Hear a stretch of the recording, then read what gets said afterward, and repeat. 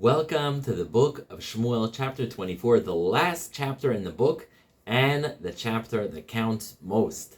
Pun intended.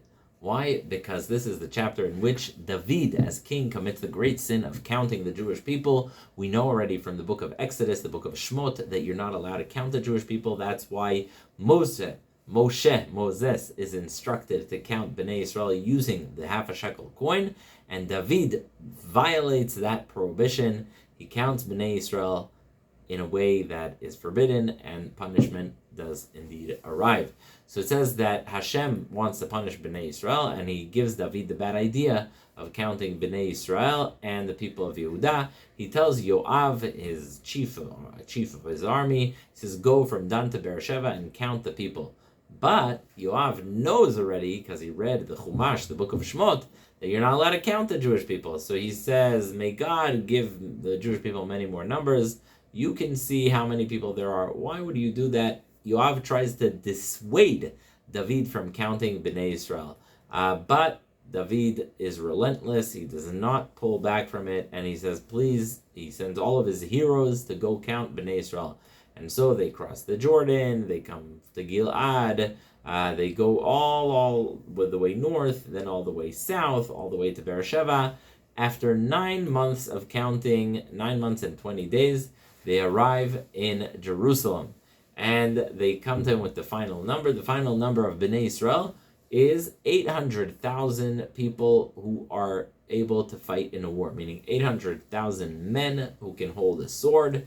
And that's the census David has. He wants to know how many are able to go to war. So 800,000 of Yisrael, and from Yehuda, 500,000. So that's the count. 800,000 of Bnai Yisrael, and 500,000 of Yehuda. That's men with swords. You can imagine women, children are many, many more.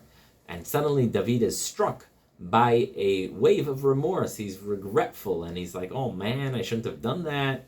And it says, I'm so sorry. He turns to Hashem and he says, I am so sorry. I did not mean to count them. I know that's forbidden, etc. And so now comes the next morning, the prophet. This is not Natan HaNavi, who was the first one to chastise David HaMelech after the sin of Bathsheba, but this is another one. His name is Gad HaChozeh. And it says, he comes to David in the morning and he says, I have for you 3 terrible options. Choose one of them. You can choose either 7 years of famine in the land, or you can choose 3 months of being defeated by your enemies, or you can choose 3 days of a plague, and those are your options. Pretty horrible options. So David, as a king, is given 3 options.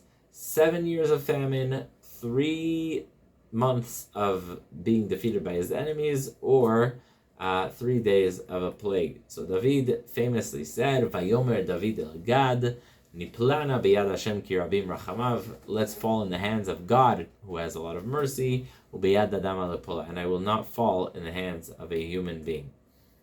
All right, that is the choice, which means the choice is choose the choice of a plague. He doesn't want to fall in war, so the choice is the choice of plague. And indeed Hashem strikes the people with a plague from Dan to Beersheba. 77,000 of Bnai Yisrael die, and eventually the angel comes to Jerusalem, and it comes, and he says to the angel, stop it. And where does the plague stop, if not at the threshing ground of a person named Arvina HaYevusi. Arvina HaYevusi, remember, Jerusalem was controlled by the Yevusim before the conquest by David. So Arvina HaYevusi now that's an important place, because, spoiler alert, that is where the Beit HaMikdash is going to be built. That is the Har Bayit, the Temple Mount. And so it says that the angel stops there, and Hashem says, David says to Hashem, I have sinned, I'm so sorry. Look, I sinned, but not the Jewish people. Why don't you punish me and my family instead of that? And so God comes to David and he says, you know what? Why don't you build an altar, a mizbeach, in the threshing ground of Arvina HaYevusi? And indeed, David does it, and he builds a mizbeach there. And Arvina sees the king building a mizbeach there, and he says, "Why have you come here?" And David says, "I've come here because I want to buy your threshing ground. I want to buy this property, this piece of land, because this is where the plague stopped." So he says to David, "Please do definitely buy the land from me, and not only that, I'll donate my cattle, my oxen, and all of their tools that are also made out of wood, and you can bring them as a offering to Hashem, and it's all a gift." But similar to the story of Avram and Marat HaMachpelah,